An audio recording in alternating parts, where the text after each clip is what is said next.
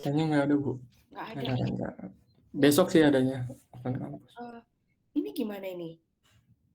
Yang kelompok akan presentasi siapa? Coba angkat tangan. Ayo, Ade. Ayo, temu mana, Dek? Siapa saja, Dek? Oh, ada saya, ada Fat, Andrea, Nusa, Alpan. Tapi Nusa sama Alpan belum hadir kayaknya, Bu. Masih kurang 2. Kurang 2. Oh, tadi Maulana kan bilang baru 2. Sekarang kurang 2 ya. Lumayan ya berarti ya. Berapa orang sih satu kelompoknya? Kalau 4 ya sama aja. Berapa? Satu kelompok berapa orang? Saya kebagian 5 orang, Bu. Jadi yang hadir baru 3. 3 orang. Ya udah kita mulai aja ya teman-teman ya. Oke, Ibu absen dulu ya. Coba Ibu absen dulu. Nadila Doji hadir? Hadir, Bu. Oke, Sukri? Sukri? Belum. Aldiva? Hadir, Bu. Ya, Yasmin? Yasmin? Halo Yasmin? Andrea Putri? Ada? Andrea Putri? Hadir, Bu. Alia Sari? Hadir, Bu. Ya, Maulana? Hadirin, Oh, hadirin. ya. Virus? Virus ada? Kemana Virus ya? Fat? Halo Fat? Ada, Bu. Sabila? Sabil? Ada, Bu. Rifan? Rifan? Halo Rifan? Ada nak? Halo, Bu. Ada Rifan. Moiri? Hadir, Bu. Ya. Ahnaf? Ahnaf? Sirup marjan sudah ada tadi kayaknya ya. Ya. Nita Dwi? Hadir, Bu. Oke. Lemes banget. Sehat, Nita? Sehat, Bu. Oke. Panji? Hadir nggak Panji? Coba teman-teman cek di situ ada nggak Panji? Ada Bu Panji. Cuma nggak Mana? dibalas. Mana dia? Oh, nggak menjawab. Ibu anggap nggak ada loh. Ayas? Hadir Bu. Halo Ayas? Ya, Aldo Giat? Aldo Giat? Laptopnya lagi bermasalah itu Bu. Oke. Alia? Adek? Udah ya. Nusaibah? Hadir, Bu.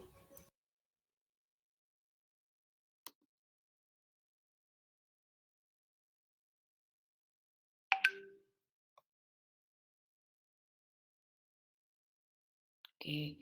Teman-teman, sudah ada ini kira-kira siapa yang akan jadi moderatornya? Sambil menunggu moderator nih ya, Ibu memanfaatkan waktu dulu. Givari itu ada nggak? Givari sama Reza? Cuti, Bu. Cuti ya? Jadi Iya. Givari ini nggak ada ya, Nak ya? Nilainya Ibu cari-cari kok nggak ada.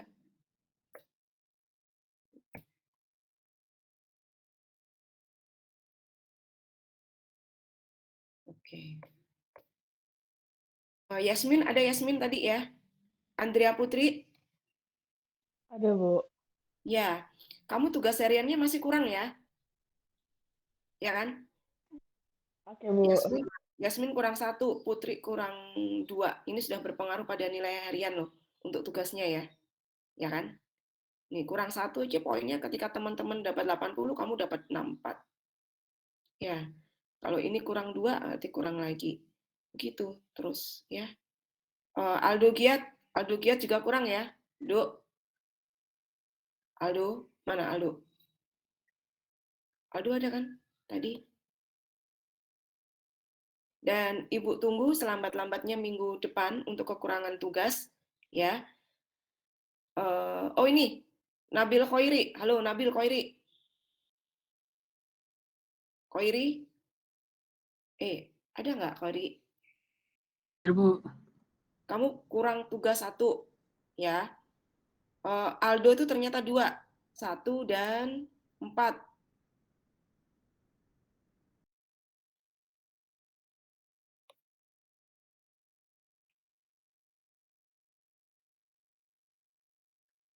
Saya tunggu minggu depan. Mudah-mudahan sudah bisa diunggah dan konfirmasi di grup. Jangan japri ya. Ya. Dan mohon maaf karena ini sudah melampaui waktu, padahal Ibu sudah menginformasikan dari kemarin-kemarin sehingga nilainya nggak bisa sama dengan teman-teman yang telah disiplin. Gitu ya. Nabil, Yasmin. Oke? Ya, oke. Yuk, gimana? Moderatornya udah ketemu belum? Siapa yang mau jadi moderator? Yuk, ayo nak. Ini udah jam 8 lebih nih. Ini paling lambat nih mulai perkuliahannya. Ayo, siapa yang mau? Ini yang pada tutup kamera aja ya, kita tunjuk ya. Benar ya? Siapa Maul? Boleh dipilih Maul. Saya yang milih, Bu. Iya, coba kamu pilih. Saya aja deh, Bu. Kamu ya. Oke deh, terima kasih Maul. Yuk, Ya. silakan. Ini adik kelompoknya udah ngumpul semua. Ya, Adik, resiko. Kalau nggak hadir ya resiko. Ada konfirmasi nggak, Dek, temennya belum hadir kenapa? adik malah. Ada konfirmasi nggak? Nggak ada. Ya sudah, nggak apa-apa. Ibu tinggal menilai saja siapa yang hadir gitu aja lah. Yuk, boleh. Kasihan teman-teman udah lama menunggu. Langsung saya buka aja ya, Bu. Ya, silakan. Assalamualaikum warahmatullahi wabarakatuh. Selamat pagi teman-teman. Untuk apa namanya? Gunakan saya Maulana Daru sebagai moderator untuk kelompok berapa ini? Kelas ya. Untuk mempersingkat waktu untuk kelompok 4 berapa sih adik?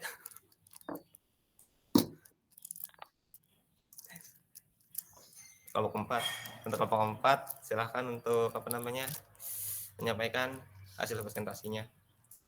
Siap, makasih Maul. Saya izin share screen.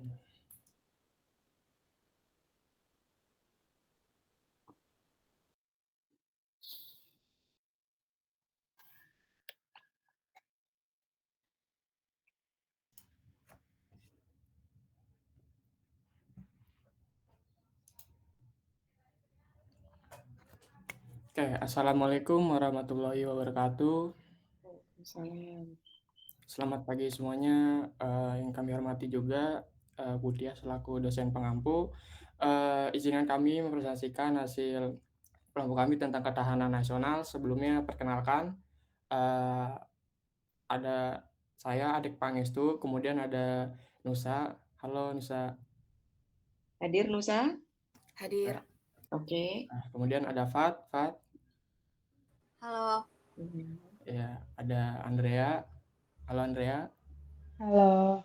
Dan terakhir ada Syukri Alpan. Halo Alpan, apa udah hadir? Halo. Sudah. Oke, sudah. Alhamdulillah, lengkap sudah. Nah, sudah lengkap.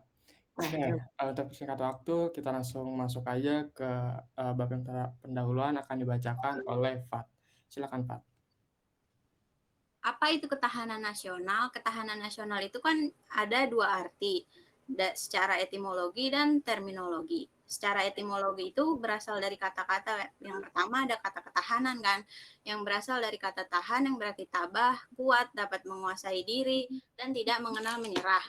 Terus ada juga dari kata nasional, berasal dari kata nation yang berarti bangsa. Jadi secara etimologi itu ketahanan nasional adalah kemampuan dan ketangguhan suatu bangsa untuk menjamin kelangsungan hidup menuju kejayaan bangsa dan negara. Sedangkan secara terminologinya itu ada 3 bentuk. Yang pertama ada secara konsepsi, kondisi, dan strategi.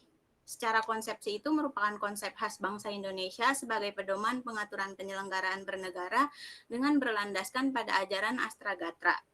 Yang kedua, secara kondisi dinamis bangsa Indonesia yang berisi keuletan dan daya tahan. Bisa juga dikatakan bahwa ketahanan nasional pada masa kini lebih tinggi tingkatannya dibandingkan pada tahun-tahun sebelumnya. Sebagai contoh, misalnya pada tahun awal-awal kemerdekaan tentu akan lebih sulit menjaga ketahanan nasional pada masa itu dibanding masa sekarang, yang keadaannya sudah lebih stabil sekarang. Yang ketiga itu secara strategi. Cara yang digunakan untuk menyelesaikan masalah dan ancaman kebangsaan melalui pendekatan Astragatra. Di sini ada fungsi ketahanan itu apa sih? Ketahanan sebuah bangsa pada dasarnya dibutuhkan untuk memperkuat kemampuan bangsa yang bersangkutan untuk mempertahankan kesatuan, menghadapi ancaman yang datang, maupun mengupayakan sumber daya guna memenuhi kebutuhan hidup dan mencapai kesejahteraan bangsa tersebut. Selanjutnya, Pengertian ketahanan sebagai konsepsi.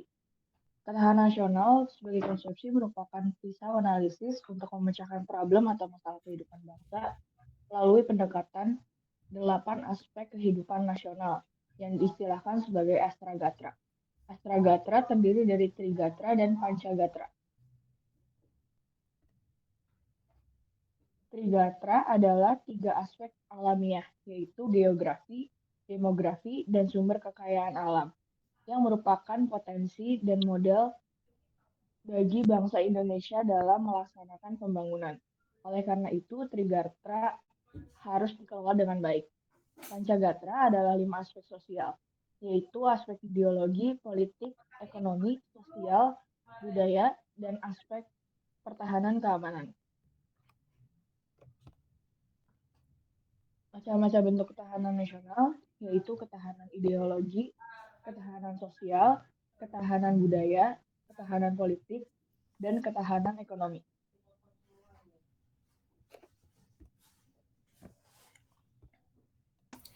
Siapa aja sih yang ikut andil dalam ketahanan nasional? Yang ikut andil dalam ketahanan nasional yaitu seluruh warga negara sendiri gitu. Nah, peran warga negara terkait ketahanan nasional yaitu diwujudkan dalam sikap bela negara yang ditanamkan setiap warga negara. Bela negara itu dapat berwujud 2 bentuk, yaitu bela negara fisik atau militer, di mana bela negara secara fisik itu dengan cara memanggul senjata menghadapi serangan atau agresi musuh. Bela negara secara fisik dilakukan untuk menghadapi ancaman luar. Sedangkan bela negara non-fisik atau non-militer itu ialah segala upaya untuk mempertahankan negara kesatuan Republik Indonesia dengan cara meningkatkan kesadaran berbangsa dan bernegara, menanamkan kecintaan terhadap tanah air, serta berperan aktif dalam memajukan bangsa dan negara, termasuk menanggulangan ancaman dan lainnya. Nah, bentuk ancaman ketahanan nasional itu bisa berasal dari bidang ideologi, bidang politik, bidang ekonomi, lalu ada bidang sosial budaya, dan bidang pertahanan dan keamanan. Oke, selanjutnya ada contoh kasus. Ini menarik banget, pasti teman-teman juga tahu tentang kasus satu ini, yaitu tentang logo halal BPJPH. Yang belum tahu, BPJPH itu dia Badan Penyelenggara Jaminan Produk Halal, atau dia itu bagian yang meriksa dokumen sekaligus nanti di akhirnya atau di outputnya instansi ini tuh yang ngasih sertifikat halalnya juga gitu. Dia ini ada di bawah naungan MUI. Oke. Perubahan logo ini itu nandain perpindahan kewenangan pengeluaran sertifikat halal dari MUI ke BPJPH. Namun kemunculan logo halal baru ini justru menimbulkan kontroversi di masyarakat karena dianggap logo baru ini terlalu Jawa sentris atau Java sentris. Nah, misalkan dilihat itu emang ada 2 objek yang ikonik banget, yaitu ada gunungan dan motif sujan atau lurik gunungan. Pada wayang kulit yang bentuknya limas gitu ya. Itu tuh namanya gunungan kalau di wayang ada. Nanti ada di slide berikutnya. Karena gambaran tersebutlah logo ini terlihat kayak fokusnya ke budaya Jawa daripada budaya lainnya. Indonesia kan banyak gitu ya budayanya. Dan hal ini bisa menjadi sebuah ancaman persatuan dan kesatuan di Indonesia. Sedangkan kerukunan antar suku juga merupakan lapisan awal agar terjaga supaya ketahanan negara Republik Indonesia tetap terjaga gitu. Oke, kita lanjut dulu. Ini adalah gunungan yang tadi, kalau teman-teman perhatikan, terutama yang di bagian tengah itu bentuknya mirip dengan yang di sini. Jadi itu sih yang bikin kayak kok Jawa banget gitu ya kan, bentuk logo halalnya gitu. Nah, karena logo ini berhubungan dengan desain grafis sekaligus profesi kita, mari kita coba lihat kok bisa sih bikin kayak di masyarakat itu nggak terima atau bikin problem gitu di masyarakat. Yuk, mari kita lihat. Nah, salah satu yang bikin gempar itu ada salah satu komunitas desain grafis atau pendesain grafis yaitu Rubrik Grafis. Di postingan ini tuh paling rame ya dari segi anak-anak desain juga orang-orang luar itu yang pada ngeliat di sini. Nah, maksud dari 3 gambar ini adalah mari kita lihat yang gambar pertama dulu. Ada gambar before dan after dari logo halal. Kalau yang sebelumnya kan warnanya hijau aja tuh, hijau terus ada kaligrafi, bukan kaligrafi ya, tapi ada huruf Arabnya gitu di bagian tengahnya. Dan ini general banget buat Indonesia tuh kayak yang nggak berpihak ke suku mana atau daerah mana gitu. Sedangkan yang setelahnya yang after itu yang warna ungu, itu jadi problem tuh dari mulai warna ungunya yang enggak Islam, terus juga kelihatan banget si gunungan tadi yang wayang gitu. Sedangkan kalau teman-teman perhatikan di gambar kedua dan ketiga, di negara lain pun itu nggak ada yang bisa dikatakan seberani Indonesia untuk ngerubah kata halal itu ke dalam suatu bentuk budaya gitu, ikon budaya. Ketika ada gunungan, kalau dilihat di negara lain tuh kayak ya normal general kayak yang sebelumnya Indonesia itu yang cuma lingkaran, terus ada Arab-Arab halal gitu di Filipina, di Thailand, di Jepang, terus ada di Spanyol segala macamnya. Dan warna yang dominan adalah warna hijau. Warna ungu ini jarang banget gitu, rata-rata warna hijau gitu. Itu sih yang mungkin ada problemnya kan. Nah, saya coba ambil beberapa komentar yang mungkin jadi keluh kesah. Contohnya dari ini yang pertama itu dia bilang kalau logo Kemenak klaim bahwa Jawa merdekakan Nusantara. Nah, nanti takutnya itu pasti ada yang protes kan. Misal ada orang Padang protes, logo halalnya kenapa nggak rumah gadang aja? Terus ada orang Sunda protes juga, logo halalnya kenapa nggak bentuk kujang aja? Gitu ya kan. Nah, misalkan logo halal ini mempresentasikan sebuah yang nasionalis, tapi ini masih termasuk Java sentris sebetulnya gitu. Tapi ini ada argumen dari perwakilan instansi dari tadi BPJPH itu. Saya menjelaskan pemilihan label halal menggunakan gunungan dan surjan tak benar bila Jawa sentris. Argumen ini disampaikan kalau misalkan si gunungan tadi itu merupakan perwakilan budaya Indonesia yang ada di UNESCO gitu. Jadi ibaratnya kalau argumennya si orang-orang yang ada di Kementerian Agama dan yang di BPJPH itu nganggap kalau misalkan gunungan itu sebenarnya udah merepresentasikan nasional gitu. Karena kan nggak bisa semuanya dimasukin gitu kan, makanya diambil salah satunya si wayang ini. Tapi ini kalau menurut saya sih kurang bijak.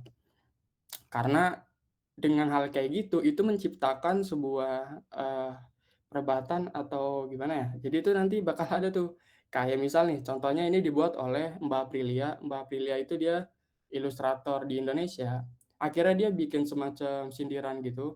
Kayak misal di sini ada logo halal Aceh, halal Jakarta, Medan gitu. Maksudnya adalah ketika orang di luar Pulau Jawa mungkin melihatnya kayak gini gitu. Kok logo halalnya kayak Medan, kok logo halalnya kayak Palembang gitu. Itu sih misalkan kita yang dari Pulau Jawa mungkin kayak agak-agak kayaknya masih agak normal gitu kan. Cuman misalkan dari orang luar Pulau Jawa mungkin ngelihatnya bakal kayak gini gitu. Jadi kelihatan kayak sentrisnya ke suatu suku atau daerah gitu. Ini yang jadi problemnya. Jadi bagaimana sebetulnya antara logo halal baru sama yang lama, kalau misalkan bijak atau lebih general sih bagusnya lebih bagusan yang pertama sebetulnya. Tinggal mungkin dibikin lebih minimalis, nggak perlu sampai bikin jadi seperti budaya salah satu suku itulah, nanti itu terlalu desentris segala macamnya gitu. Kalau menurut saya sih seperti itu, harusnya logo yang pertama aja dibikin sederhana. Mungkin itu, selanjutnya akan ada kesimpulan yang akan dibacakan oleh Alvan. Silakan Alvan.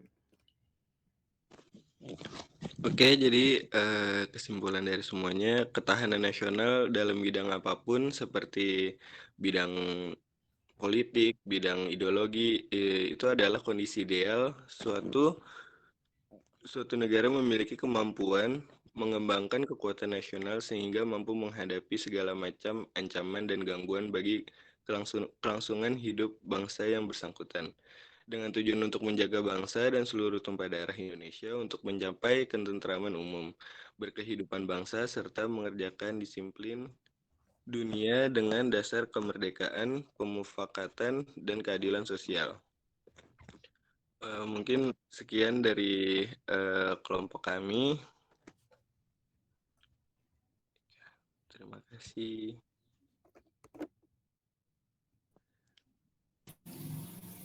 Sekian dari kelompoknya Ketahanan Nasional. Untuk teman-teman yang ingin mengajukan pertanyaan, silahkan.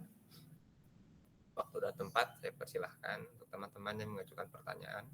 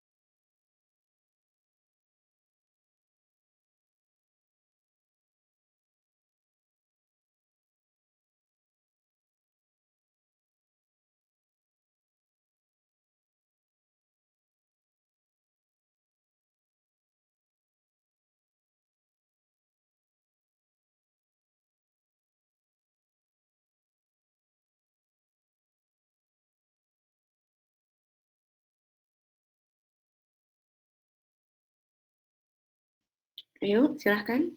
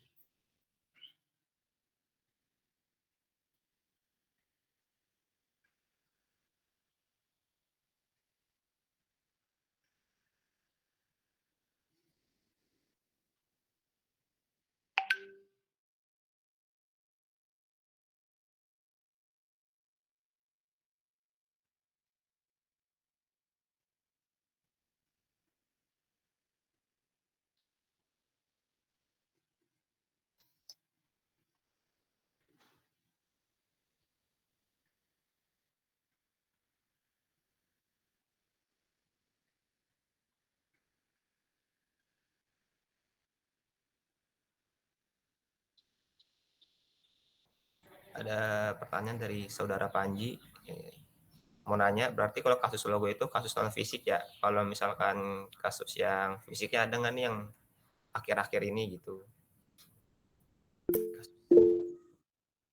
Silahkan Mbak Tuji mengajukan, mengangkat tangan untuk menyampaikan pertanyaannya. Iya, kan tadi kasusnya yang logo ya, mengancam pertahanan nasional. Terus yang tadi dibahas kan kayak pendapat kalian pribadi gitu atau pendapat orang-orang. Nah, kalau dari penyelesaian masalah tersebut tuh apa? Kayak dari hukum atau apa gitu dari pemerintah. Kalaupun belum misalnya belum terselesaikan, belum ada penyelesaian, menurut kalian ketahanan di Indonesia ini udah berjalan bagus atau belum dengan belum terselesaikannya masalah itu? Makasih.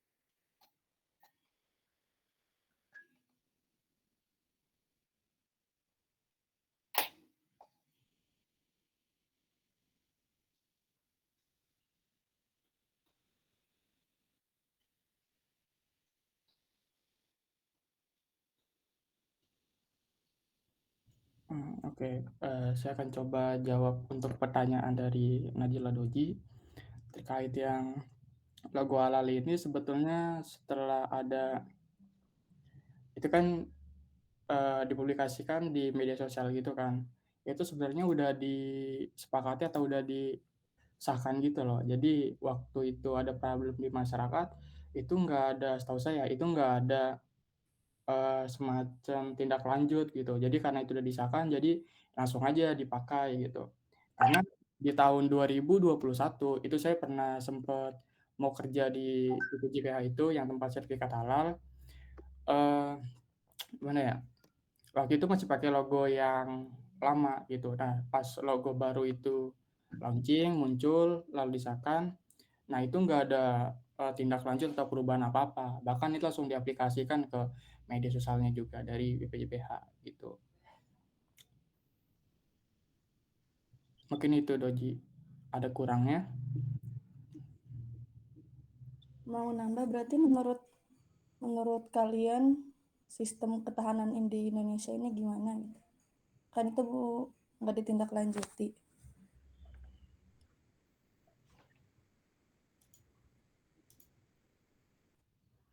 Kalau dari saya mungkin ini ya,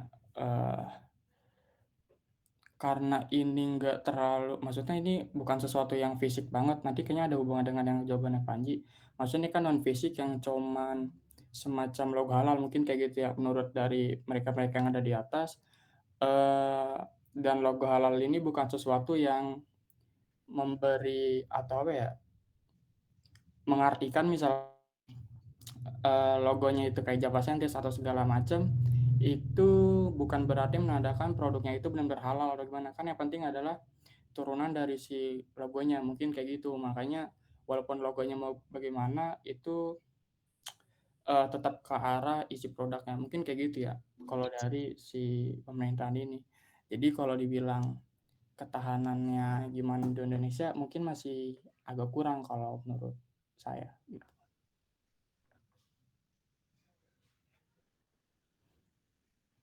Mungkin dari teman-teman ada yang mau nambahin dari Fat Nusa.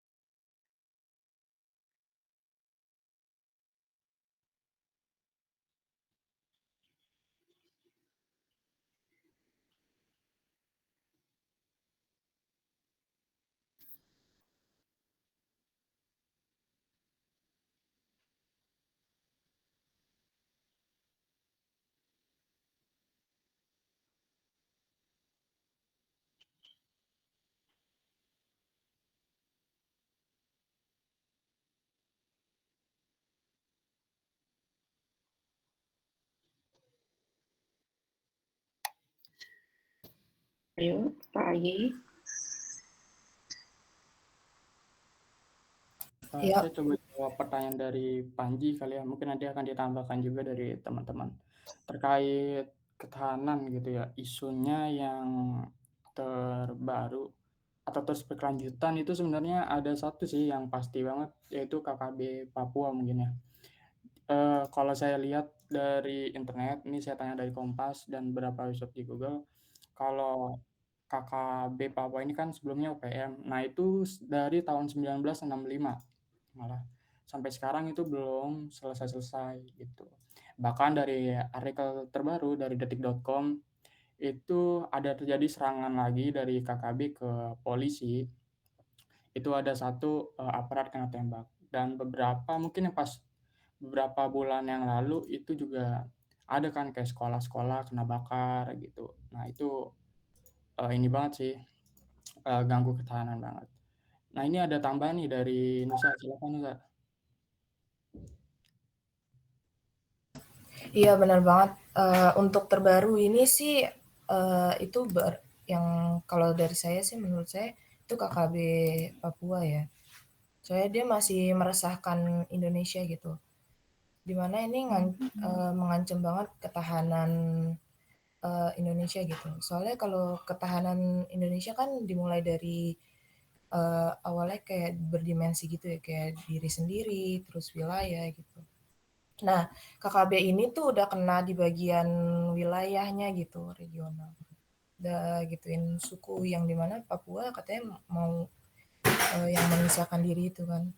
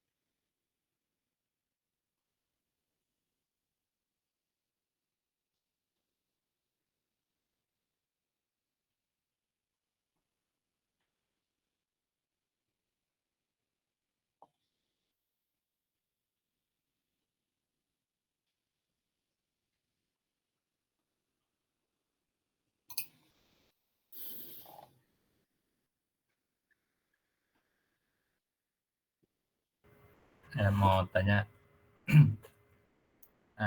contoh ketahanan dalam bidang pendidikan karakter ada gak sih contohnya? Kalau ada, penerapannya di Indonesia itu udah baik atau belum? Kasih.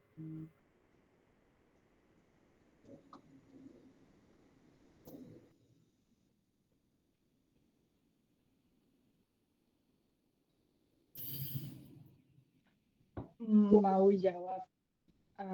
Pendidikan karakter tuh sebenarnya kan penting banget ya untuk menghadapi arus modernisasi sama globalisasi. Karena kan banyak dampak negatifnya juga yang mengganggu ketahanan nasional. Misalnya kayak kita tuh jadi ngelunturin budaya asli dari Indonesia gitu. Makanya kayak pembelajaran-pembelajaran tentang kayak mencintai bangsa sendiri itu tuh penting banget dimulai dari SD misalnya yang udah bisa ngerti. Terus kayaknya penerapannya masih agak kurang nggak sih karena masih kebanting juga sama modernisasi gitu. Mungkin anak-anak sekarang lebih suka main gadget daripada nyari tahu tentang sejarahnya masing-masing. Kayak banyak juga kan konten-konten di TikTok yang kayak misalnya nanya-nanya ke anak SD terus tentang pahlawan-pahlawan gitu, kira-kira mereka masih tahu nggak nama-namanya, tapi ternyata bahkan kayak era Kartini aja mereka udah nggak tahu kayak gitu sih, jadi mungkin masih kurang penerapannya.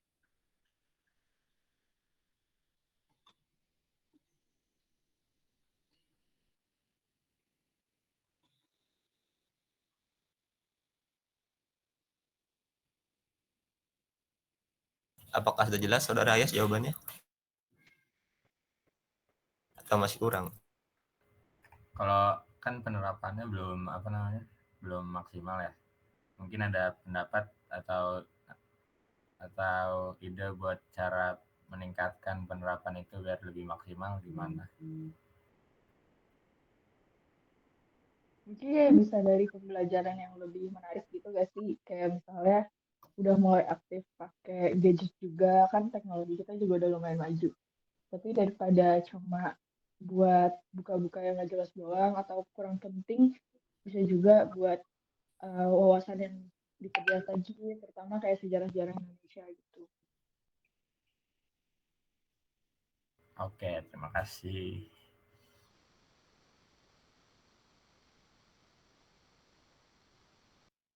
Ada tambahan dari Saudara Ahnaf, wawasan Nusantaranya perlu ditingkatkan lagi ya gitu. Itu pertanyaan apa saran Saudara Ahnaf?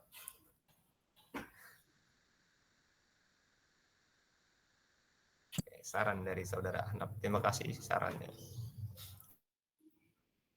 Jadi semuanya saling terhubung ya antara pendidikan untuk ketahanan nasional dan wawasan saran untuk pendidikan nasional. Sangat-sangat jelas.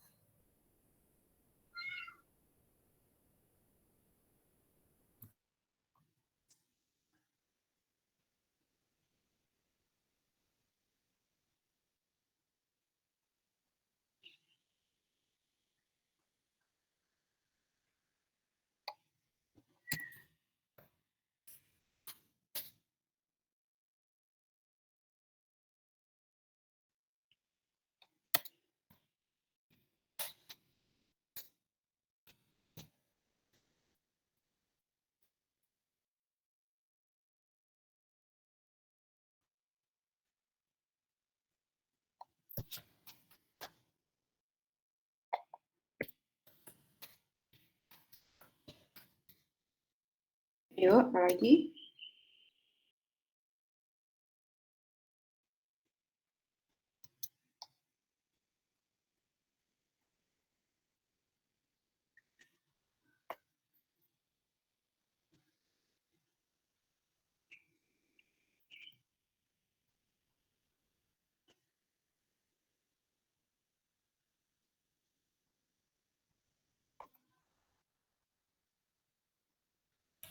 Ada pertanyaan dari Saudara Panji. Mau nanya lagi, mungkin bidang ekonomi menurut kalian resesi 2023 nanti bisa mempengaruhi ketahanan nasional nggak gitu menurut Saudara Panji? Soalnya kan katanya 2023 ini kita ya bakal resesi ya ekonomi ya. Itu menurut kalian gimana? Apakah akan berdampak pada ketahanan nasional?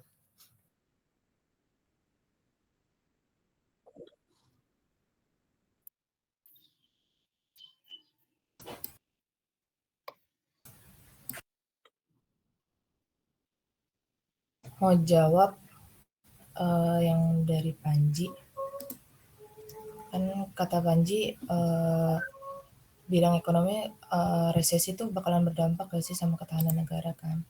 Mungkin bisa aja itu apalagi dulu kan banyak kayak krisis-krisis yang yang ngebikin Indonesia tuh jadi kayak rusuh gitu. Di bagian ketahanan Indonesia jadi kayak bikin goyah gitu. Nah, maka dari itu biar apa ya, buat menghadapi si resesi ini buat yang bakalan berdampak nih sama ketahanan negara tuh kita bisa memperkuat ekonomi gitu. Ekonomi di Indonesia dengan kayak saling bantu gitu, kayak memajukan UMKM kayak gitu-gitu. Lebih mengedepankan kayak lokal gitu.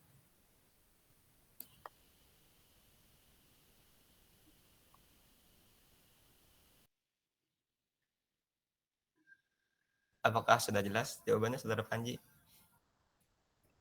Ngomong-ngomong, apakah kelompok ini percaya tahun ini kita resesi gitu maksudnya?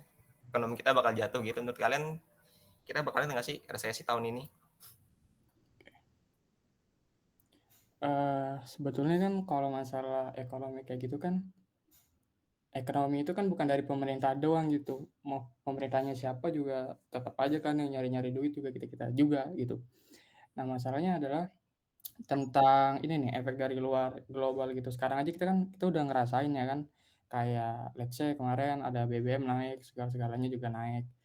Nah, mungkin sorry, tadi pertanyaannya apa dah? Ngeblank. Percaya nggak 2023 ini Indonesia bakal resesi gitu. Iya, jadi tadi tentang dia itu akan balik ke diri kita sendiri juga sebetulnya gimana kita menghadapinya gitu. Udah banyak kok kayak konten kreator atau influencer ada di YouTube juga ada banyak. Itu bahkan Deddy Corbuzier gitu kan udah ngasih tahu kalau misalkan sekarang kita mulai nyimpen-nyimpen uang gitu kan berhemat. Jadi nanti kita bisa menghadapi resesi di tahun 2023. Walau waktu pas pandemi dulu tuh kan Indonesia salah satu yang berhasil ya di masa pandemi itu kita berhasil survive dibanding yang lain pada resesi parah, kita juga udah bisa bangkit lagi gitu ekonominya. Kemungkinan di tahun 2023 kalau dari yang saya tahu tuh semua negara itu kemungkinan ada itunya loh, ada kemungkinannya. Mungkin kecuali Cina ya. Karena kayak sekarang Cina lagi masa-masa jayanya gitu ekonominya kan semuanya pada ngutang ke dia juga gitu. Indonesia aja ngutangnya ke Cina-Cina juga gitu sih paling. Tuh, Maul jangan ketawa. Ul.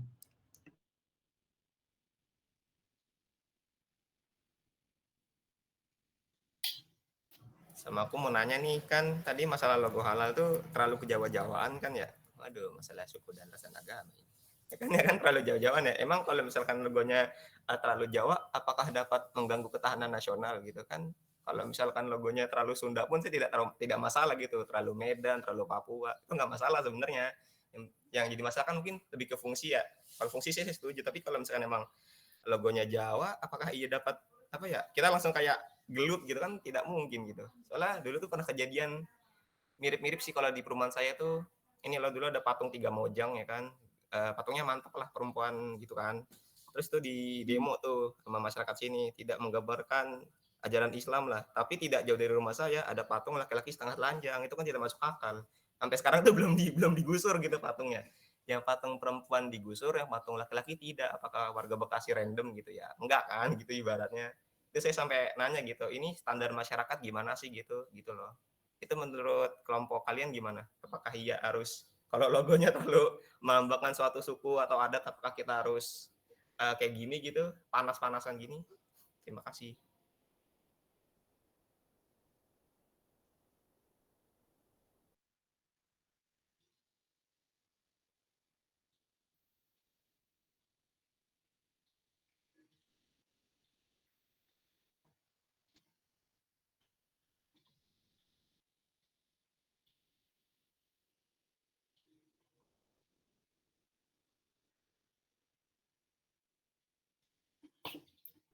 Kayaknya bakal ada dua pendapat sih Ul.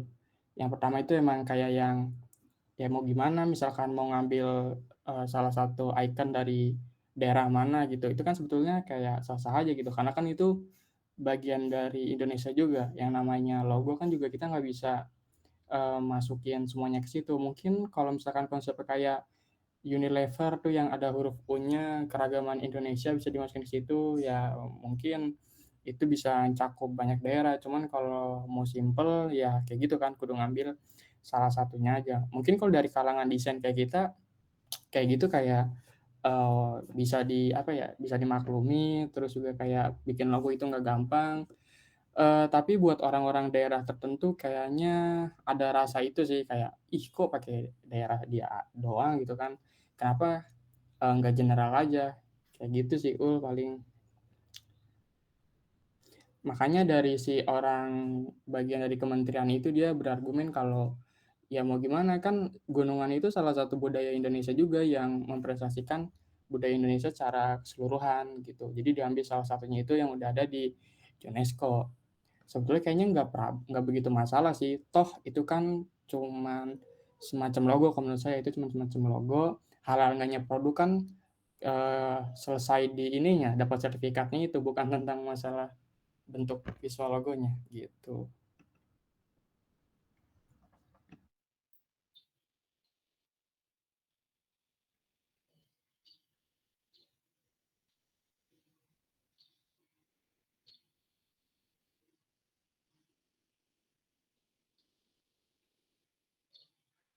Guys, oke jelas penjelasannya. Ini ada lagi nih, Ahnaf bertanya. Aku dulu dong bacain pertanyaannya itu, Ul. Oh iya, ini ada pertanyaan dari Mas Rifan, mau nanya kenapa dari sekian banyak kasus ketahanan nasional kalian pilih kasus logo ini? Karena dari tadi sebenarnya kalau saya pikir-pikir lagi, waduh, kasus ini tidak berdampak terhadap ketahanan negara ya karena non fisik ya Pan ya, dan tidak akan menimbulkan perpecahan karena ya saya yakin orang Jawa sendiri ya, karena Jawa adalah kunci pasti tidak mendukung adanya logo ini. Jadi sebenarnya pelakunya adalah membuat logo dan orang pun akan menyaksikan membuat logo. Dan tidak akan menaruh blame atau kesalahan ke orang Jawa dan tidak akan menimbulkan perpecahan. Ternyata keduluan Maul pertanyaannya. Waduh, maaf. Jadi sebenarnya kenapa sih kalian milih kasus ini gitu dari sekian banyak kasus ketahanan nasional gitu kan yang sedang naik gitu. Begitu bukan pertanyaan Saudara Rifan? Ya, selebihnya kayak Maul tadi pertanyaannya. Kayak memang nggak terlalu masalah juga sih, apa nggak bakal kena ketahanan nasional gitu kalau menurut saya kalau logo ini Jawa sentris gitu kan, karena sejatinya orang Jawa pun pasti nggak bakal setuju dengan ini gitu kan. Jadi yang seharusnya ditaruh blame itu kan si pembuat logo ini ya. Jadi orang-orang pun bakal nggak akan menyalahkan orang Jawa gitu, jadi nggak bakal menimbulkan perpecahan gitu. Jadi menurut kalian kenapa kalian pakai kasus ini gitu? Oke. Terus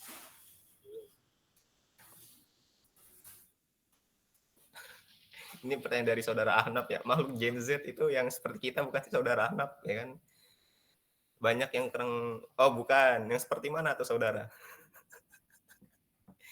Yang bisa menghadirkan listrik atau yang gimana?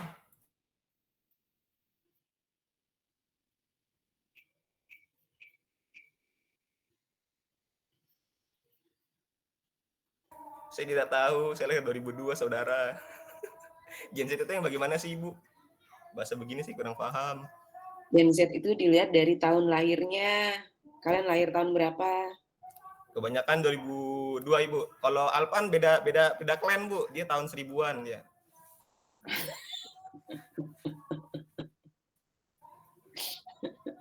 Ya, kalau kalian tuh berarti 2000-an ya? Iya, 2002 banyakan. 2002 ya, perbatasan Gen Z dan Alpha sih ya. Ya kayaknya random banget ya anak-anaknya ya. Iya Bu. Kayak saya Bu contohnya dan yang lain-lain. Ayo lanjut. Ayo Ibu menikmati diskusi kalian. Ayo nak. Lanjut. Ini menurut Ahnaf nih banyak nih makhluk-makhluk Gen Z yang sangat random ya. Itu kurang tahu terhadap isu ketahanan nasional, terutama yang non fisik. Bagaimana tindakan agar makhluk-makhluk ini, oh kita ke spesies ya jatuhnya ya, lebih aware. Apa jadinya kalau di masa yang akan datang isu-isu ini malah diabaikan sepenuhnya.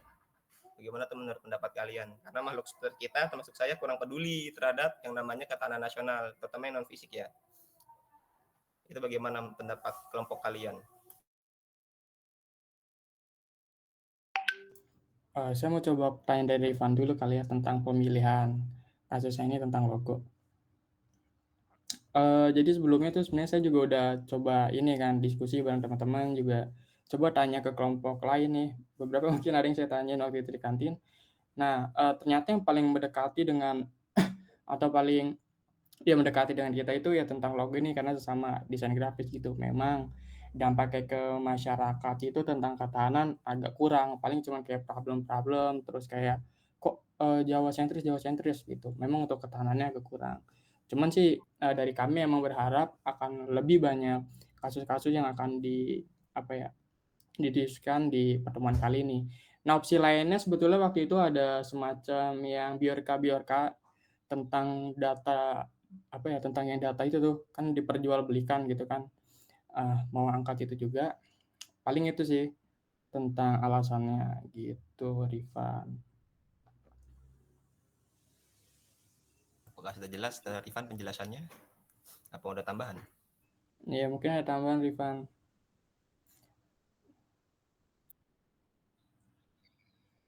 Ibu kerucutkan sedikit ya. Ibu jadi paham nih. Oh itu jawabannya. Kira-kira aspek apa yang kena, Dek? Dengan pembuatan itu. Kalau berbicara ketahanan nasional kan ada banyak aspek ya. Astaga, itu ya. Ya tahu. Oke, nah silakan coba dijelaskan aspek apa yang kena dan levelnya seperti apa sampai mempengaruhi TANAS tuh nanti gimana kira-kira potensinya? Ayo.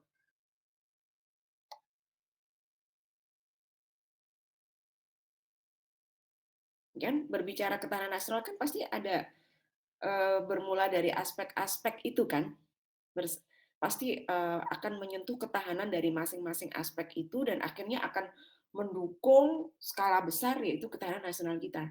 Jadi berbicara ketahanan nasional itu nggak bisa berdiri sendiri karena ada beberapa aspek yang nopang di sana gitu. Nah, kalau tadi logo itu kira-kira masuknya kemana? Yuk, sip, lanjut. Ini ketahanan nasional ala DG ini ya, benar nggak sih? Bagus, nggak apa-apa. Iya, sebenarnya kalau saya nambahin saya belum dapat jawabannya juga. Saya yang kayak Ibu tadi, apa sih hubungannya gitu? Apa talinya gitu antara ketahanan nasional sama logo ini gitu? Ya, mungkin kelompok penyaji bisa menyampaikan, Van. Kita lihat, kita tunggu nih jawabannya ya. Bagus, ini berarti kalian benar-benar baik audiensnya gitu ya, memahami benar nih ketahanan nasional itu apa gitu kan ya. Dan saya yakin kelompok penyaji pun juga demikian, sehingga harus bisa mempertahankan ini.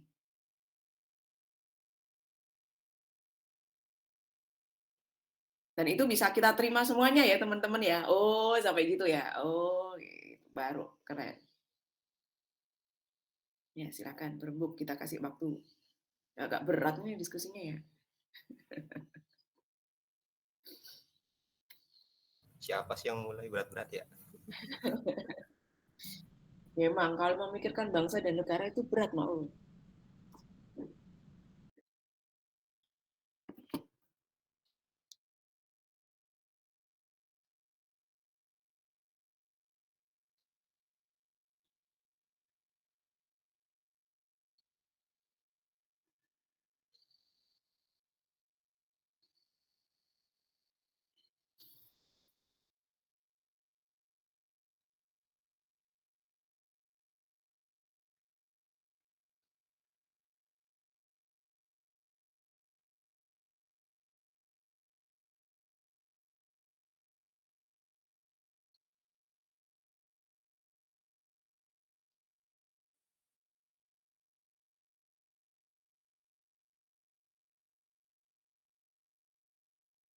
Ayo.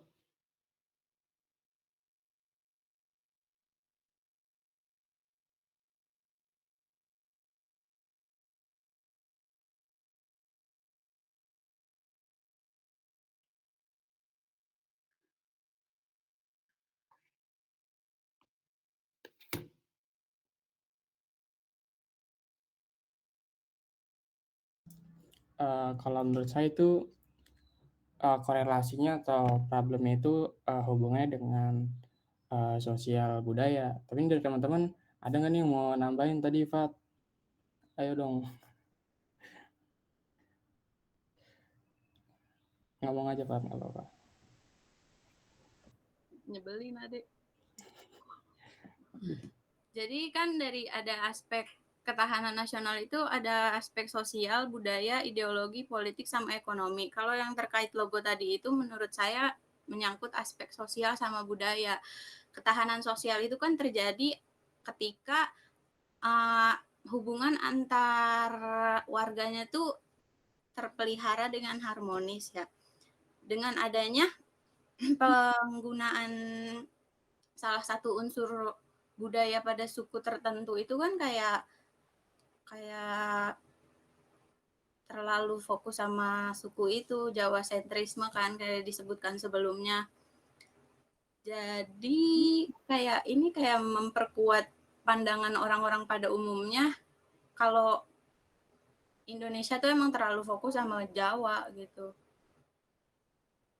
Itu bisa memperparah hubungan antar warga negaranya yang emang kalau misalnya yang gampang cemburu sama Jawa. Saya ngomong apaan sih nggak tahu deh.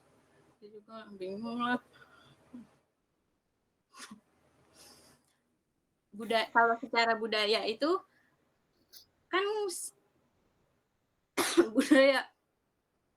budaya yang udah diketahui sama UNESCO kan, yang udah diakui sama UNESCO kan emang yang kayak yang tadi itu kan, yang apa sih tadi namanya? Jadinya dipakainya yang itu karena kita nggak mungkin ngambil semua budaya Indonesia untuk disatuin, nanti jadinya terlalu rame untuk suatu logo. Jadi ambil yang udah dikenali sama dunia. Udah sih itu aja sih. Saya jelek kalau ngejelasin sesuatu, Bu. Jadi saya diam aja dari tadi. Bagus, siapa yang bilang jelek? Bagus ya teman-teman ya. Mantap. Oh, mantap Ada. kok. Ayo percaya diri. Bagus. Keren. Sip. Yuk, boleh nambahkan lagi. Siapa anggota yang lain? Ya, mau nambahin lagi. Tadi kenapa logo halal itu harus ada perwakilan budayanya tadi? Kenapa mereka cuma mendapat ide kalau logo halal itu harus ada perwakilan budaya dari Indonesianya gitu?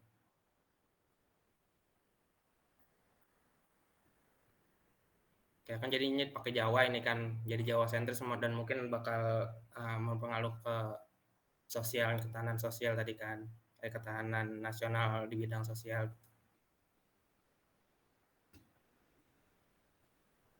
Nah, kalau dari yang saya tahu kan waktu nyari-nyari artikel-artikel tentang ini tuh lihat beberapa orang-orang dari orang sana itu bilang intinya sih gini, kayak semacam dia itu menghilangkan atau enggak mengedepankan tentang yang Islami banget gitu, atau ya gitulah.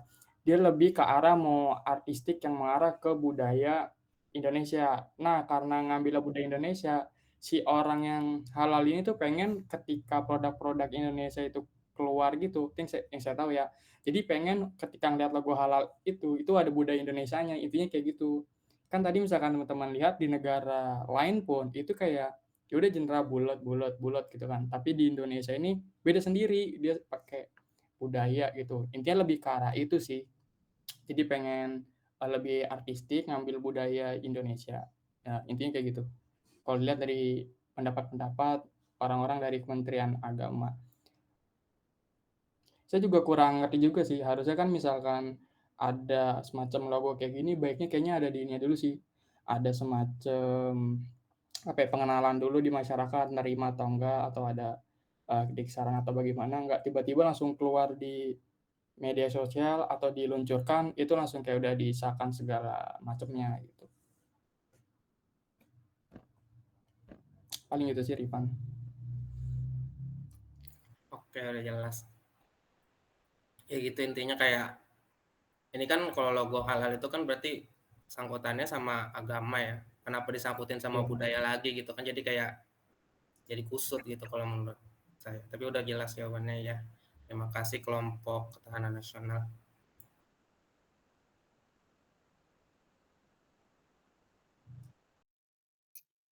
Yo, Maul. Ya Ibu. Iya itu. Ini maksudnya gimana nih saya jadi? Diarahkan itu gimana kan, itu udah jawab Rifan. Oh alah, jadi karena simulasi. Ya ditanyain dulu gimana atau gimana. Moderator, selayaknya moderator. Iya. Ini jadi saudara Rifan tadi sudah merasa jelas ya. Jadi menurut Adek, dia itu emang harus nggak disain dulu gitu. Terlalu mengangkat budayanya bukan keagamaan. Malah mengangkat budaya Indonesia yang telah dikenal tadi, budaya Jawanya.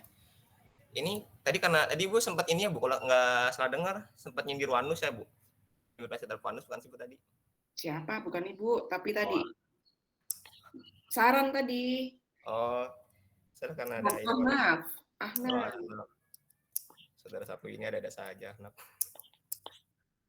Ada nambahin lagi nih dari Saudara Ahnaf. Menambahin yang Rifan tadi, mungkin yang jadi masalah bukan yang bikin logo itu sendiri. Orang-orang juga nggak bisa sepenuhnya nyalahin yang bikin logo. Karena bagaimanapun logo yang dibuat pasti harus di-approve dulu oleh yang bersangkutan. Makanya terkesan logo yang Jawa sentris itu di-approve oleh BPJH. Wah, begitu. Saudara Rifan, tambahan dari Saudara Ahnaf seperti itu tadi. Seperti ini. Ya maksud gue bukan maksud saya bukan yang ini yang buat logo, tapi saya secara bahasa maksudnya orang yang mengesahkan gitu, yang pemilik logo itu berarti yang salahnya harusnya kan blame-nya ke dia bukan ke orang Jawa, dan menurut saya nggak bakal menimbulkan perpecahan kan. Orang-orang bakal nyerangnya BPJH ini, bukan nyerang budaya Jawanya, bukan nyerang orang Jawa. Jadi bukan menimbulkan perpecahan gitu. Sebenarnya menurut saya juga BPJH atau MUI itu bukan lembaga milik pemerintahan kan ya, Bu? BPJH atau MUI itu bukan bukan organisasi resmi milik pemerintahan kan, cuma kelompok ulama yang mengeluarkan izin gitu kan, Bu? MUI atau Resmi BPJH. kayaknya deh. Ya, tapi akhirnya ya itu menjadi satu-satunya di negara kita. Iya, itu satu-satunya semacam dia itu anakan dari Kementerian Agama gitu. Jadi dalam proses sertifikasi halal itu kan kayak semacam ada proses bikin berkas, kan kita misalkan mau izin halal kayak berkas disiapin. Nah, itu ntar yang ngurus si BPJH ini, terus ntar dilanjutin ada orang MUI juga ntar dari kementerian juga yang ngecek-ngecek.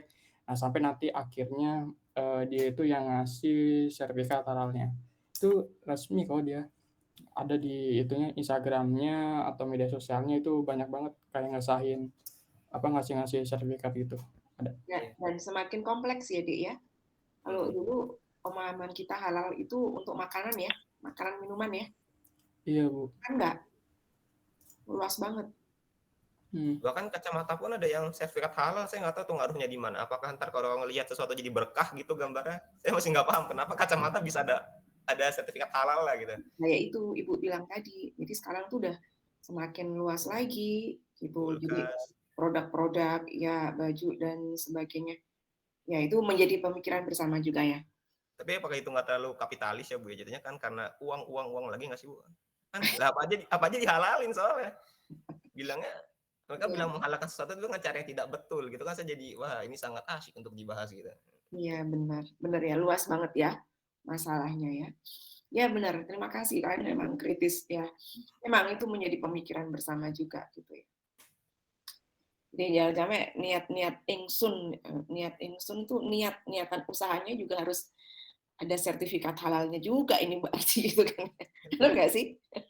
Aneh. Ya, jadi macam-macam. Oke, yuk lanjut. Mau kemana lagi nih diskusinya nih? Dek, tadi di slide kalian itu ada definisi ketahanan nasional nggak sih? Ada, Bu, di awal-awal slide 3 sampai 7. Pokoknya di slide awal tuh 3 sampai 7 kalau nggak salah. Banget. Coba tampilin definisi ya. ketahanan nasional aja. Ada astagatan juga sih. Coba sebentar.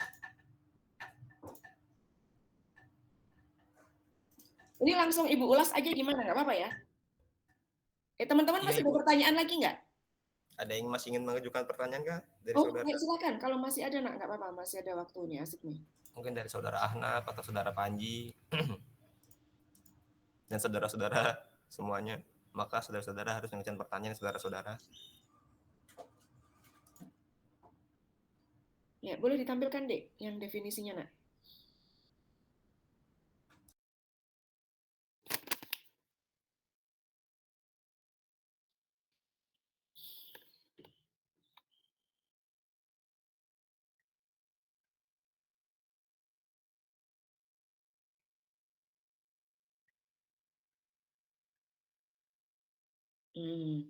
Ini ya, ini aja.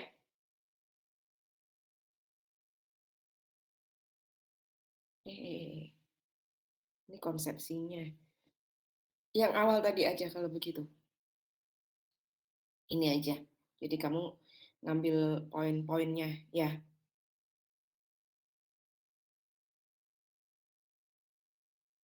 Oke. Nah, akan Ibu tarik ke sini dulu nih. Ya. Coba ini jawab ya statement Ibu ini benar atau tidak. Bahwa ketika kita membahas ketahanan nasional itu sebenarnya kita sedang membahas aspek Hankam. Tahu Hankam ya? Pertahanan keamanan. Benar nggak? Jadi ketika kita diskusi ketahanan nasional suatu bangsa, maka sebenarnya kita itu hanya membahas Hankam suatu negara. Benar nggak? Ayo jawab yang kompak. Rifan, iya. Fat, iya. Maul, moderator? Iya, Ibu. Iya. Nah, kok bisa iya?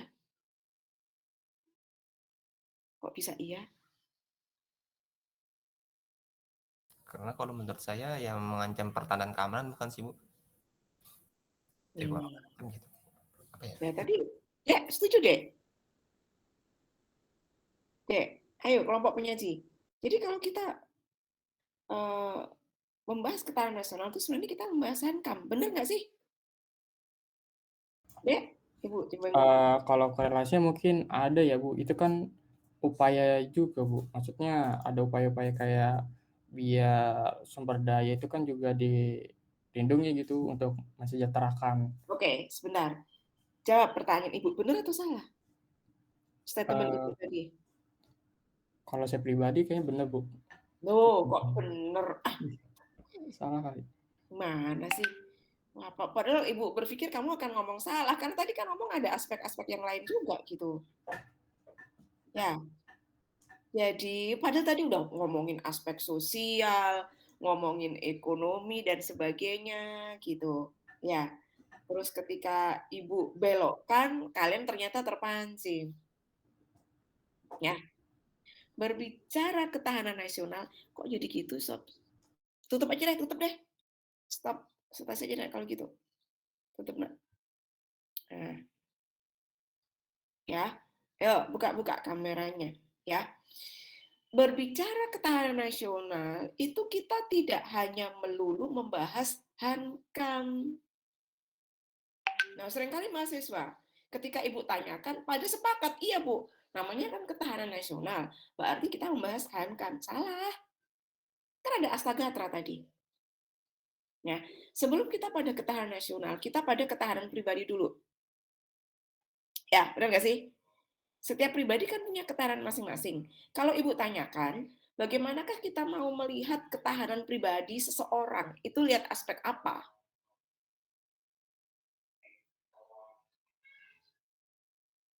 Ayo, aspek apa yang mau diperhatikan?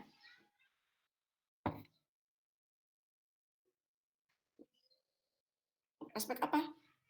Ketahanan kalian baik-baik hari ini? Ketahanan pribadi kalian baik atau ada yang terguncang?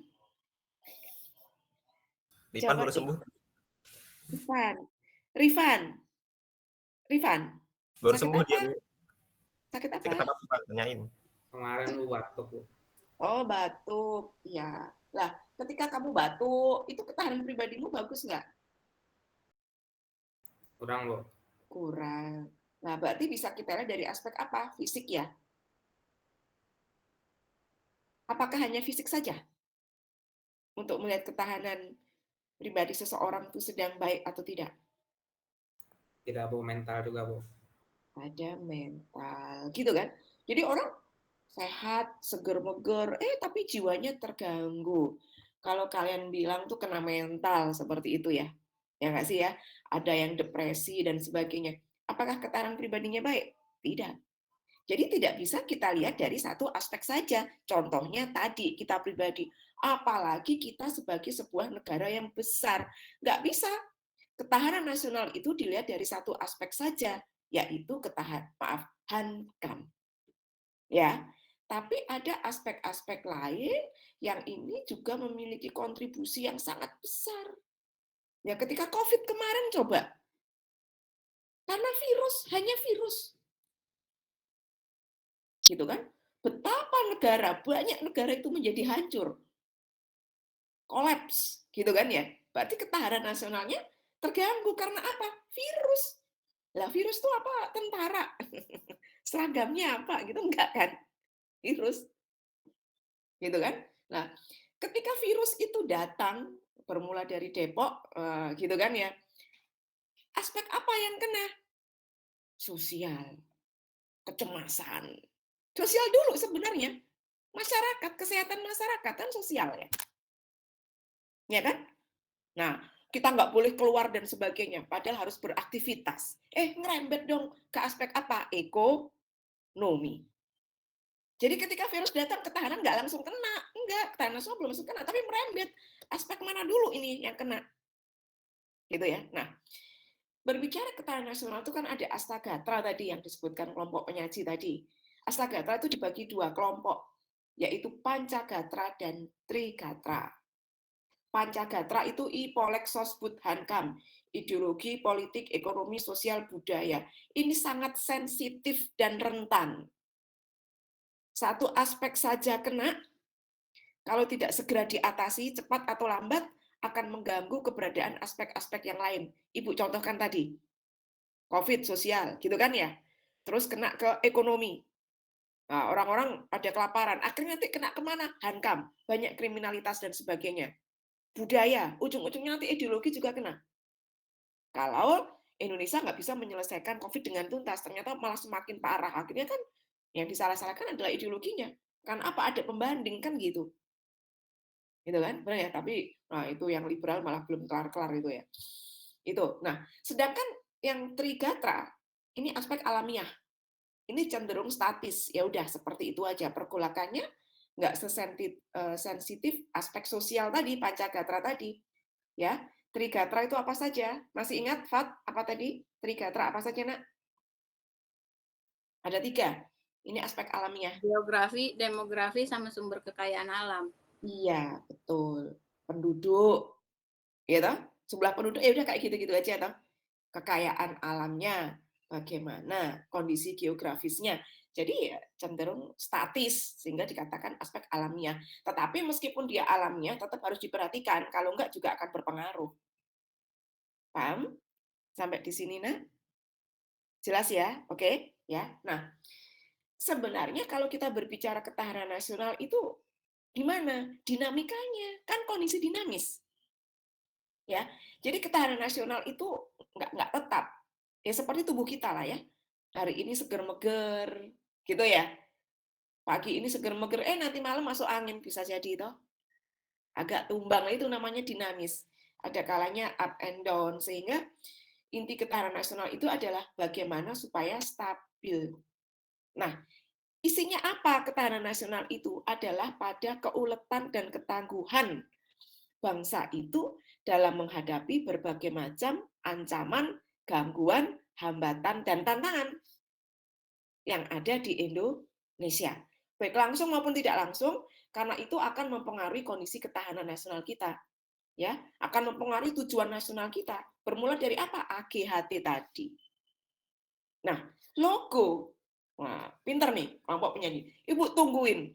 Di mana ini ngaruhnya ke ketahanan nasional? Karena secara langsung belum. Tadi loh Ibu bilang ya. Jadi gini, Nak. Setiap aspek itu memiliki ketahanannya masing-masing. Sosial ada ketahanan sosial. Ekonomi ada ketahanan ekonomi. Politik ada ketahanan politik. Nanti lihat itu mau 2024, goncangannya sangat luar biasa. Nah, setiap aspek itu akan mengalami AGHT-nya masing-masing. Sosial itu juga menghadapi ancaman, gangguan, hambatan, dan tantangannya sendiri-sendiri. Nah, hambatan, ancaman, gangguan, gitu ya. Kalau tidak diatasi, itu akan semakin melebar, berdampak pada aspek yang lain dan akan menjadi bentuk ancaman tersendiri. Jadi semula itu hanya berupa hambatan lah, berupa gangguan, tapi akhirnya menjadi ancaman. Jadi kalau sudah berubah menjadi skala ancaman, itu grade-nya naik lagi. Karena yang namanya ancaman itu nggak lahir dengan sendirinya, tapi terkonsep. Ada aktor intelektual di belakangnya, makanya kan COVID itu sempat semacam dikatakan sebagai sebuah ancaman ya. Wah ini kayaknya wah macam-macam lah. Ada kemarin Maul bilang ada chip macam-macam lah, kayak gitu kan ya. Ya toh? Nah, jadi banyak hal di situ gitu loh. Jadi semula cuma gangguan aja, tapi kalau nggak segera diatasi menjadi ancaman tersendiri. Gangguan itu prinsipnya tidak terkonsep. Ya, tidak terkonsep. Hambatan itu juga tidak terkonsep. Yang terkonsep itu adalah ancaman. Ya kayak kita di kelas yang ngantuk, malas dan sebagainya itu sebenarnya hambatan. Ya toh? Tapi kalau itu dibiarkan saja, nggak segera diatasi, ini bocah kok malas banget, gitu kan ya. Ini kelas pasif banget, maka menjadi ancaman tersendiri bagi kelas, betul? Nah, jelas sampai di sini, Nak? Nah, logo tadi itu berarti termasuk apa? Contoh apa? Ancaman, gangguan, hambatan, atau tantangan. Nah, di situ masalahnya. Dan alhamdulillah, ini Ibu bilang ya, selalu bersyukur Ibu tinggal di Indonesia itu ya. Daya tahannya itu kuat, bagus, sehingga masalah ini nggak merembet jauh, akhirnya menjadi skala nasional. Buktinya apa? Kita sampai saat ini ya menggunakan logo itu dan damai-damai saja ya, Nak ya. Ya kan? Nah, Ibu untuk berpikir tadi penjelasan adik. Oh begitu. Berarti bisa jadi. Saya yakin kok yang namanya proses desain itu nggak sulapan. Benar? Mak jegagi, cling. Oh, enggak kan? Ada proses. Ada kajian filosofisnya dan macam-macam. Oh, tadi Ibu nangkap dari penjelasan kelompok tadi. Kenapa kok ngambil logo gunungan? Karena ini representatif masyarakat Indonesia. Ya kayak kebaya, kayak batik itu loh. Nah, kenapa kok banyak Jawa? Ya peradaban bermula kayaknya dari sini. Banyak orang-orang yang ngumpul di sini, salah sendiri ngumpul di Jawa semua. Mbok nyebar di sana. Banyak kan gitu. Dan itu terdaftar, dikenal dunia. Makasih ya penjelasannya ya. Oh, ya itu. Nah, tapi akhirnya segala sesuatu kan bisa dinilai. Dilihat dari sudut pandang manapun gitu ya. Apalagi karya desain ya, Nak ya. Ya toh? Nah, itu tadi yang terjadi di tingkat masyarakat sosial, tapi itu tangguh, masyarakat kita itu tangguh sehingga tidak melebar, jangan sampai masa laluku terus akhirnya perang daerah. Enggak kan? Nah, KKP kan itu KKP itu kayak juga. Nah, sama seperti tadi. Jadi gini, nanti Ibu akan share materi ketahanan nasional ya. Jadi berbicara ketahanan nasional itu ada tingkat-tingkatannya, Nak. Dimulai dari mana? Dari pribadi. Jadi kita-kita ini semuanya memiliki kontribusi yang sangat besar untuk terwujudnya ketahanan nasional kita. Nah, ketahanan pribadi itu pendekatannya dengan cara apa? Tingkat keuletan dan ketangguhan yang kita punya. Jadi kalau sakit ya segera berobat. Badan kurang enak, ya ayo gimana supaya lebih enak. Olahraga macam-macam. Ini bentuk keuletan secara fisik. Secara mental, wah jangan mudah kena mental. Jangan baperan dan sebagainya. Itu salah satu keuletan ketangguhan. Harus kokoh. Ulet. Ulet itu artinya apa? Ulet. Ini untuk mendukung ketahanan pribadi. Nah, ulet. Tidak mudah menyerah. Jadi sosok-sosok seperti ini yang akan mendukung ketahanan nasional itu ulet, kokoh, tangguh, tahan menderita. Seberapa tahan menderitanya kita. Tahan banting dan sebagainya. Sehingga nggak mudah bunuh diri. Jadi jangan sampai pribadi-pribadi sebagai apa ya, titik awal terbentuknya ketahanan nasional itu merupakan generasi-generasi yang tadi melempem, nggak tangguh, cengeng, mudah bunuh diri dan sebagainya. Ya kan? Jelas sampai di sini? Nah, ini saya yakin ini DGB adalah apa ya, diisi dengan sosok-sosok yang ulet dan tangguh ya, semuanya ya. Oke? Tapi pasti ada dinamikanya. Up and down itu biasa. Lah, bagaimana bisa kembali pada titik stabil itu? Intinya begitu. Nah, pribadi-pribadi itu berkumpul dalam suatu keluarga. Ya, maka akan terbentuk ketahanan keluarga. Satu pribadi saja error, misalnya satu kena narkoba, satu suka mencuri, satu sakit, berpengaruh nggak pada ketahanan keluarga? Berpengaruh, apalagi semuanya. Gitu. Keluarga-keluarga itu menempati suatu lingkungan tertentu, maka akan mendukung ketahanan lingkungan. Ya, benar nggak sih ya? Satu keluarga error bisa masalah. Itu sekarang lagi musim lato-lato itu ya. Masa 24 jam lato-lato semua, ini sekomplek ini jadi waduh, gara-gara satu keluarga ya. Anak, bapak, ibu, kakek, nenek lato-lato semua. Itu ngaruh kan ya. Nah, lingkungan. Lingkungan itu nanti akan mendukung terbentuknya ketahanan daerah. Nah, kalau setiap daerah di Indonesia itu memiliki ketahanan daerah yang baik, maka ketahanan nasional kita juga baik gitu. Nah, sedangkan KKP itu mengguncang ketahanan daerah. Skalanya belum sampai nasional. Gitu kan ya. Nah, bagaimana supaya nggak segera nasional kayak kemarin kita pernah itu ada masalah sampit. Ya.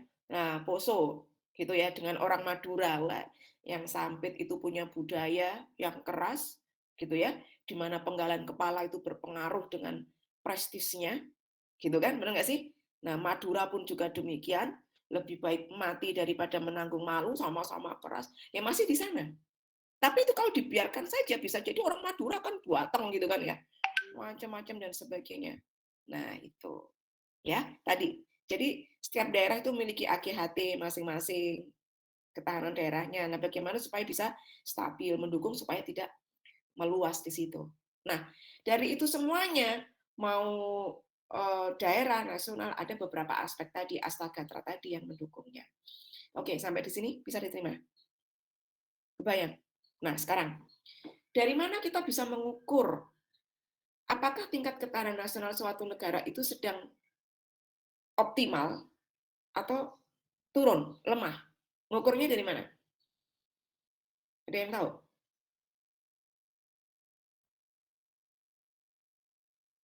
Ada yang tahu? Dua hal, dua aspek, yaitu kesejahteraan dan keamanan. Dua aspek ini aja ukurannya. Ketika COVID datang, nah, kita ngambil contoh si COVID aja ya, gitu ya. Ketika datang, selama belum menyentuh kepada kesejahteraan dan keamanan, ketahanan nasional kita baik-baik saja, percayalah. Tetapi karena sudah merembet ke situ, kesejahteraan, gitu ya, banyak PHK, macam-macam, keamanan kemana, disitulah ketahanan nasional kita diuji. Jahkam itu ibarat dua sisi mata uang, nah dia berbeda, ya. Kesejahteraan lebih kepada bagaimana kemampuan negara itu untuk memenuhi kebutuhan hidup masyarakatnya, ya. Keamanan bagaimana negara itu melindungi masyarakatnya, memberikan rasa aman, kan berbeda itu. Tapi ini ibarat dua sisi mata uang, jadi kemanapun dia, nggak diputar pun nggak akan ketemu kan? Kayak inilah dua tangan ini ya, ini mau tak putar, ini yang hitam ngejar yang putih nggak akan ketemu kan?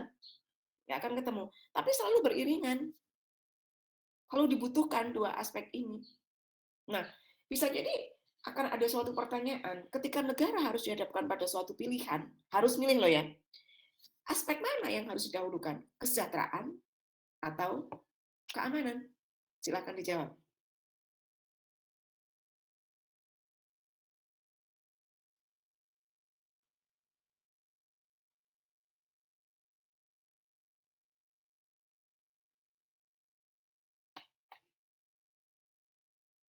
Keamanan dulu ya, keamanan dulu. Keamanan. Ayo, yang milih keamanan, angkat tangan. Bu pengen tahu. Ayo, silakan. Apa? Ini kayaknya 19 siswa yang bergabung. Ternyata cuma 18 ya, ya Maul ya. Ini Maul ini luar biasa loh. Selalu pakai dua tampilan nih. Perjuangannya beneran ini. Ayo, berapa siswa tadi yang milih keamanan? Disertai alasannya?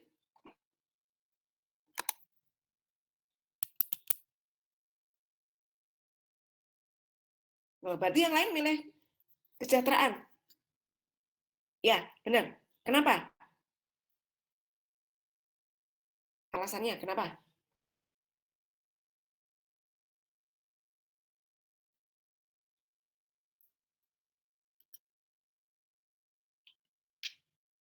Kalau saya milih keamanan karena kalau nggak ada yang menjamin kesejahteraannya susah, Bu. Kan harus aman dulu, menurut saya. Aman dulu, gitu ya. Dengan aman, masyarakat bisa bekerja dengan tenang. Iya. Nggak ada bom, nggak ada, kalau di Depok ada apa namanya, begal, ya kan? Berangkat pulang kerja, begitu ya, setuju ya? Yang lain setuju? Enggak. Nah, coba Fat, kenapa nggak setuju, Nak? Karena apa ya, dulu waktu saya SMP atau SMA, guru sejarah saya cerita tentang kericuhan zaman siapa gitu, saya lupa. Katanya tuh itu karena saat itu banyak rakyat yang kelaparan. Jadi katanya, terus dia bilang di saat rakyat kelaparan itu besar kemungkinan terjadinya kerusuhan oleh rakyat itu sendiri. Terus saya juga pernah dengar cerita zaman Krismon dari ibu saya, katanya zaman itu banyak yang ngejarah ini toko-toko karena ya mereka kelaparan tapi nggak punya uang. Bagus. Ayo. Itu apa sih, kesejahteraan dulu baru keamanan bisa ngikutin. Karena kalau misalnya nggak sejahtera ya orangnya sendiri yang bikin kericuhan. Oke, terima kasih. Ya, ditangkap ya teman-teman. Gimana? Bener nggak? Nah, ini perabot udah lewat ini. Mau berakhir ya. Jam program kita ketika perabot lewat ya. Ayo, gimana tadi? Fat tadi bener loh. Iya, Bu. Betul, Bu. Kayak kesejahteraan dulu sih, Bu. Nah, kesejahteraan. Ayo milih mana? Ul, gimana Maul? Bener nggak? Mau pindah nggak, Ul? Mau pindah nggak, Ul? Kamu tetap Kekeh kayaknya asik. Kekeh kayaknya asik. Kekeh aja Bu, asik kayaknya. Gimana? Tetap? Coba gimana? Ayo teman-teman. Pilih dua-duanya, Bu. Harus seimbang. Tadi kalau harus memilih, ada kalanya suatu negara dihadapkan pada pilihan, Rifan. Jawabannya adalah bahwa sampai saat ini nggak ada rumus mana yang harus didahulukan. Apakah keamanan atau kesejahteraan? Terus gimana dong jawabannya? Ibu tadi nanya. Gitu kan ya. Jawabannya adalah skala prioritas sesuai dengan situasi dan kondisi yang ada pada negara yang bersangkutan. Nah, maka intinya dua tadi harus jalan seimbang. Karena apa? Ibarat tadi kayak lebih dulu mana telur sama ayam, ribet kita jawabnya. Gitu kan? Benar nggak sih ya? Ya kan? Nah, sama juga dengan aspek Jahkam ini gitu. Tapi suatu negara ada kalanya harus memilih mana yang harus didahulukan. Ketika tadi Fat cerita kamu itu adalah ketika awal reformasi ya, Nak ya. Awal reformasi itu kan KKN sangat luar biasa. KKN ya. Jadi korupsi, kolusi, nepotisme, jadi hanya mereka yang punya akses aja gitu ya bisa mendapatkan manfaat ekonomi sehingga kesenjangan sangat luar biasa gitu ya. Belum lagi ada krisis moneter, akhirnya di situ kesejahteraan kita terganggu gitu. Tapi dari kesejahteraan tadi akhirnya banyak kriminalitas. Gitu kan? Jadi yang namanya Solo terbakar, Jakarta apalagi dan sebagainya. Nah, dua aspek tuh kena bareng. Terus akhirnya mana yang didahulukan? Ternyata lebih membahayakan yang keamanan dulu. Karena udah sangat skalanya lebih membahayakan gitu kan ya. Akhirnya ya keamanan gitu. Atau juga misalnya saat ini bisa kita lihat di Ukraina sana. Pasti mereka saat ini lebih mementingkan keamanan dulu karena prioritasnya di sana. Gitu. Tetapi kalau misalnya kalau kemarin itu krisis ekonomi tapi belum sampai pada penjarahan dan sebagainya, ya oke, berarti yang skalanya lebih besar saat ini adalah tentang kesejahteraan, maka dia yang diambil lebih dahulu. Gitu. Jelas ya? Tapi intinya adalah pada keseimbangan dua aspek tadi. Nah, bagaimana supaya dua aspek itu bisa stabil? Perlu dukungan dari Astagatra tadi. Sehingga ada beberapa gatra yang lebih besar kontribusinya kepada keamanan, sebagai contoh Hankam, gitu kan? Hankam kan lebih besar pada keamanan, lebih sedikit pada kesejahteraan, gitu kan berarti ya? Nah, ekonomi, aspek ekonomi lebih besar pada kesejahteraan, lebih sedikit pada Hankam. Sosial, budaya, ideologi sama besar pada Jahkam tersebut. Dari sini semakin dipahami, Nak? Jelas ya? Ada pertanyaan nggak? Nah, tapi tadi ya Ibu berterima kasih pada kelompok penyaji bahwasanya ternyata profesi desainer grafis itu pun juga memiliki kontribusi yang sangat besar untuk terciptanya ketahanan nasional. Benar? Ya kan? Ya toh? Sebagai contoh misalnya, kalian bikin desain kemasan, sana mau di Bali. Kalian tahu kan? Bali itu benar-benar menjaga sapi, misalnya gitu ya, kebo gitu ya. Terus kalian bikin ilustrasi yang sangat luar biasa gitu, atau mungkin di masyarakat adat bagaimana, itu kalian sudah mengganggu setidaknya di ketahanan daerah itu. Aspek sosial itu kena dulu gitu ya. Kalau terjadi sesuatu, wah, leluhur negeri ini akan minta tanggung jawab pada kalian ya. Jangan sampai negara hancur gara-gara sebuah desain. Karena apa? Ketahanan di aspek tersebut nggak kuat gitu loh. Ya, alhamdulillah bangsa kita kuat. Tapi sebenarnya closing dari ketahanan nasional ini adalah Ibu lebih berharap kepada kita sebagai pribadi-pribadi yang merupakan dasar terbentuknya ketahanan nasional itu. Harus memiliki sikap, sifat yang ulet dan tangguh. Itu enak ya?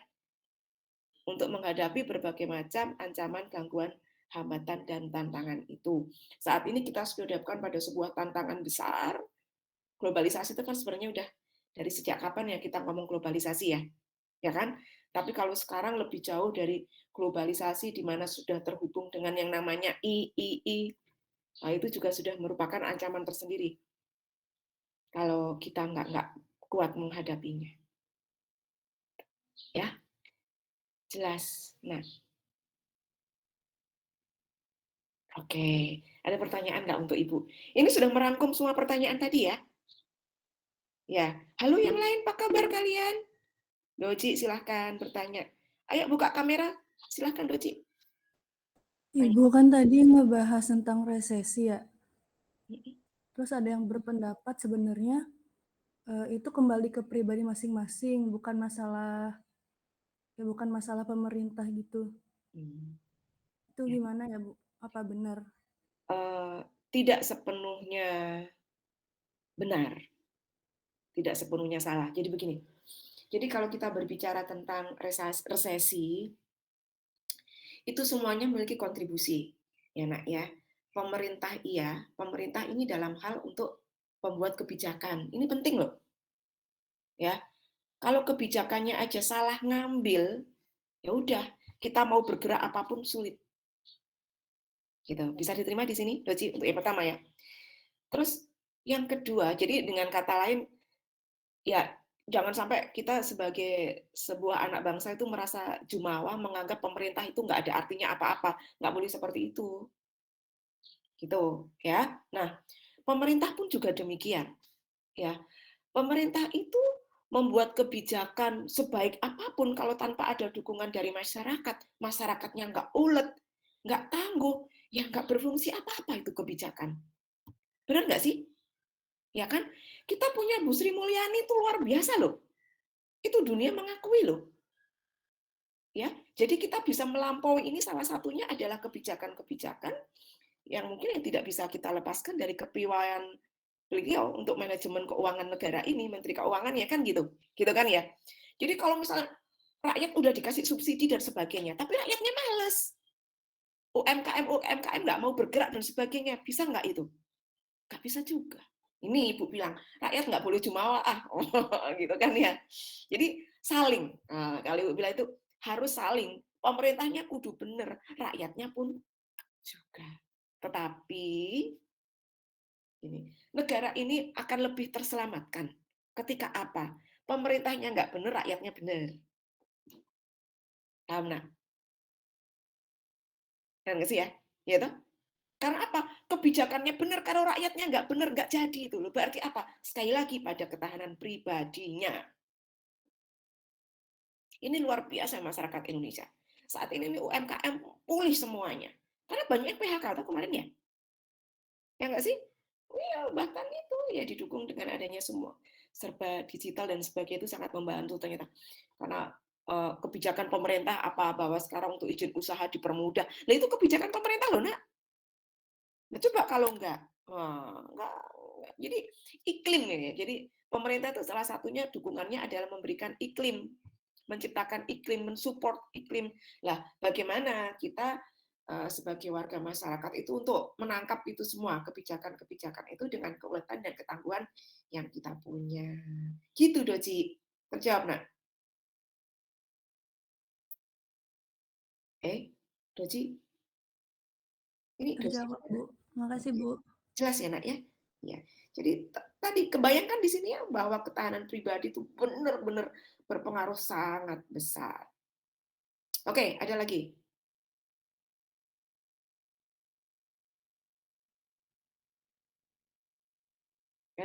Coba kemarin tuh Ibu kepikiran masalah PPKM itu. Itu betapa pemerintahan kita itu banyak sekali mendapatkan tentangan, benar nggak sih? Itulah kebijakan. Sehingga tarik ulur, lockdown nggak, itu kan yang lain lockdown. Minta lah lockdown gimana? Negara nggak punya uang, lah gitu nggak sih? Benar nggak sih ya? Dibuka PPKM itu sampai istilahnya berapa itu sampai lupa itu Ibu nyebutnya ada berapa kali gitu kan ya. Level 1, level 2 dan sebagainya itu kebijakan pemerintah. Nah, tinggal kita bagaimana ngikuti. Jadi kerja bareng lah, Nak. Ya, antara infra dan suprastruktur politik nih harus bareng saling mendukung. Oke, bagus pertanyaannya. Ada lagi? Nggak ada? Nggak ada.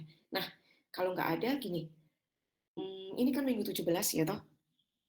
Ya, berarti seminggu lagi kalian UAS. Kalau tidak ada perubahan jadwal. Ya, Kalau toh misalnya ada perubahan jadwal dan sebagainya, ikutin aja. Tetapi Ibu mau closing materi kewarganegaraan hari ini, boleh ya Nak ya? Karena Ibu mau konsentrasi ke akreditasi. Kita doakan ya. Jadi banyak PR-nya gitu, benar-benar ini bentuk perjuangan juga. Bagaimana supaya akreditasi prodi kita ini bisa berjalan dengan mulus dan tentunya hasilnya dengan baik. Ini perlu perjuangan juga, makanya disupport ya Nak ya.